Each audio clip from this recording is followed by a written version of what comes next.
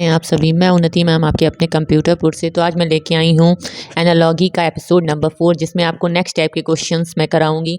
तो इसमें आपको कुछ हिंदी वर्ड्स दिए जाएंगे, उनसे रिलेटेड आपको एनालॉजी करनी है, जिसमें आपको देखना है कि पहला वाला शब्द किस प्रकार से दूसरे से संबंधित है और तीसरा वाला किस प्रकार से चौथे से संबंधित होगा। तो हमें इनका आपस में रिलेशन बताना है। तो सबसे पहला क्वेश्चन आपकी स्क्रीन पर है जो लिखा गया। फर्स्ट क्वेश्चन, कॉफी, कैफीन, फिर डबल रेशियो का साइन लगा है, तंबाकू, देन रेशियो क्वेश्चन मार्क।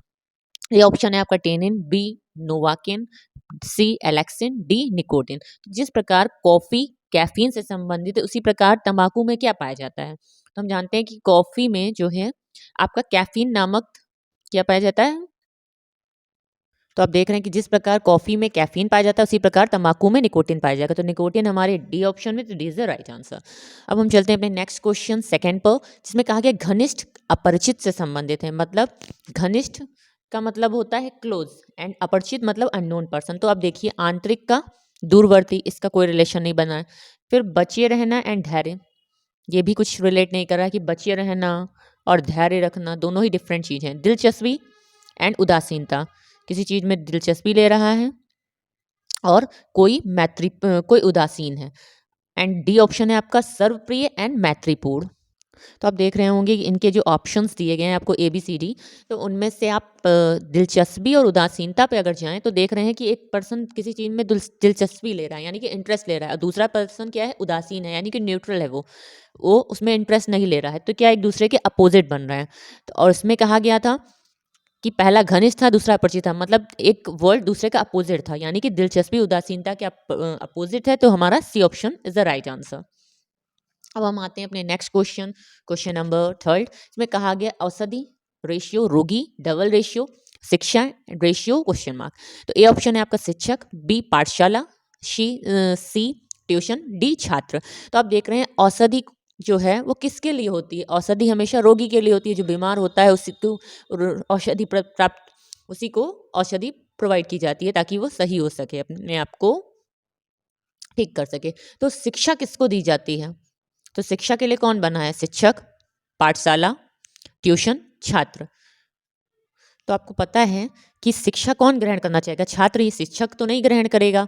पाठशाला तो एक जगह हो गई जहाँ पर आप पढ़ते हो, ट्यूशन भी एक जगह है, बट शिक्षा को ग्रहण कौन करेगा, छात्र ग्रहण करेगा। जैसे रोगी औषधि को ग्रहण करना है, वैसे छात्र शिक्षा को ग्रहण करना है, यानी कि D option is the right answer.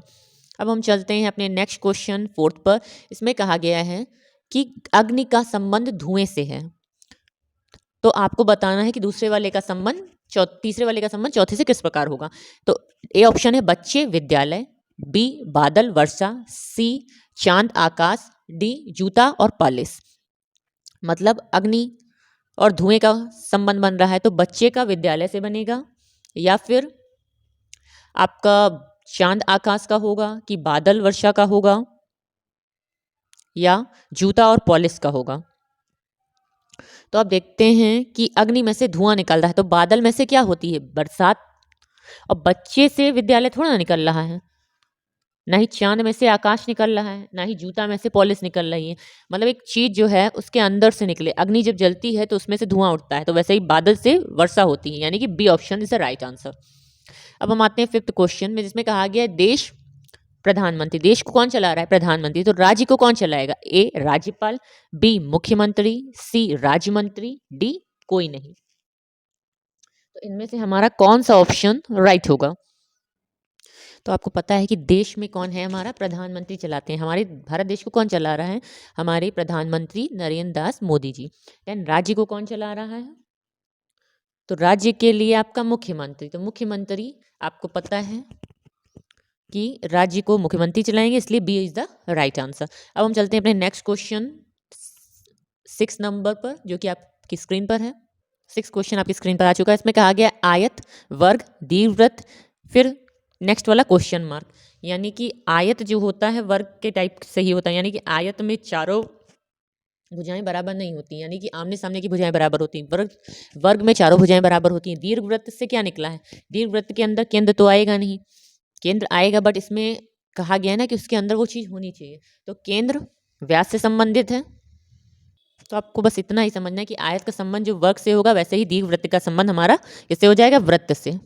तो सी इज द राइट आंसर। अब जलयान, रेशियो सागर, डबल रेशियो ऊंट, रेशियो क्वेश्चन मार्क, यानी कि जलयान का संबंध सागर से है। तो ऊंट कहाँ पाए जाते हैं? हमको पता है कि ऊंट रेगिस्तान में पाए जाते हैं, तो D is the right answer. अब हम आते हैं अपने नेक्स्ट क्वेश्चन 8th पर। कहा गया चतुर्भुज संबंध है, चतुर्भुज पंचभुज से संबंधित है, तो डबल रेशियो का साइन लगा, देन क्वेश्चन मार्क, और चीज किससे संबंधित होगी? तो त्रिभुज, चतुर्भुज, कर्ण, परिमाप, भुजा, कोण, इनमें से कोई नहीं। तो आप देख रहे हैं चतुर्भुज में 4 भुजाएं होती हैं, पंचभुज में 5 होती हैं, यानी कि एक कम करके पहली वाली लिखी है। या फिर ऐसा समझ सकते हैं पहली वाली में एक भुजा कम है दूसरी वाले की अपेक्षा। तो त्रिभुज और चतुर्भुज में देखा जाए, त्रिभुज में 3 भुजाएं होती है, चतुर्भुज में 4 होती है, यानी कि ए इज द राइट आंसर, क्योंकि हमें अपने क्वेश्चन के अकॉर्डिंग ही आंसर अपना कलेक्ट करना होता है। फिर आपका आता है 9 नंबर क्वेश्चन। कहा गया रॉकेट ईंधन मान, तो ए ऑप्शन है आपका, जिस प्रकार मतलब रॉकेट संबंधित है ईंधन से, तो हमें बताना है कि दूसरा तीसरा वाला जो है शब्द चौथे से किस प्रकार संबंधित होगा। तो मानव ऊर्जा से, मशीन तेल से, करंट बिजली से, नदी जल से। तो इनमें से कौन सा ऑप्शन आपका सही हो जाएगा? तो आप जानते हैं कि रॉकेट में क्या होता है? ईंधन होता है, ठीक है। तो देन मानव में क्या होती है? एनर्जी होती है। ह्यूमन बॉडी में क्या है? एनर्जी। तो यानी कि मानव का संबंध ऊर्जा से हो जाएगा, तो ए इज द राइट आंसर। अब डी आपका क्वेश्चन दिया गया मकड़ी जाला, मकड़ी क्या बनती है? जाला बनाती है।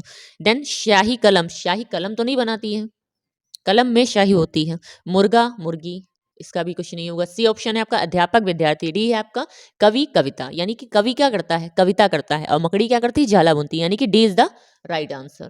तो हमारा डी सही आंसर हो जाएगा। तो ये थे कुछ आपके क्वेश्चंस नेक्स्ट टाइप के। तो आप इस टाइप के क्वेश्चंस लगाने की प्रैक्टिस कीजिए। अगर आपकी कोई क्वेरी हो तो मुझसे कमेंट बॉक्स में पूछ सकते हैं, और मेरी वीडियो अच्छी लगी तो प्लीज़ वीडियो को लाइक एंड शेयर करिए। Thank you class.